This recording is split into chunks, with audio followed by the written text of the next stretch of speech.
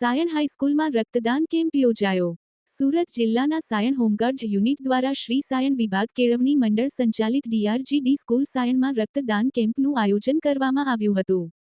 આ કેમ્પમાં 54 bottle unit રક્ત એકત્રિત કરીને રેડ ક્રોસ બ્લડ સેન્ટર, બેંકને સાયણ ગામના સરપંચ શૈલેષભાઈ પટેલ, ઓલપાડ તાલુકા પંચાયતના ન્યાય સમિતિના અધ્યક્ષ અને નાગરિક બેંકના ડિરેક્ટર હેમંતભાઈ ઉર્ફે લાલુભાઈ પાઠક, તાલુકા પંચાયત ઉપપ્રમુખ કિરણભાઈ પટેલ, PSIPP ચાવડા, હાઈસ્કૂલના પ્રિન્સિપલ સુરેશભાઈ હિરપરા, પ્રાથમિક વિભાગના પ્રિન્સિપલ દેવેન્દ્રસિંહ ઠાકોર, સમાજ અગ્રણી મનીષભાઈ પટેલ, પ્રિતેશભાઈ પટેલ, કઠોર યુનિટના OC રમણભાઈ ગામિત મહાનુભાવોની ઉપસ્થિતિમાં અર્પણ કરવામાં આવ્યું હતું.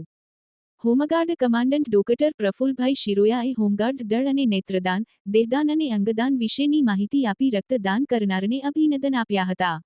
Lions club of Surat East દ્વારા રક્તદાતાને પ્રોત્સાહિત કરવા સ્મૃતિ ભેટ અને પ્રમાણપત્ર આપવામાં આવ્યા હતા.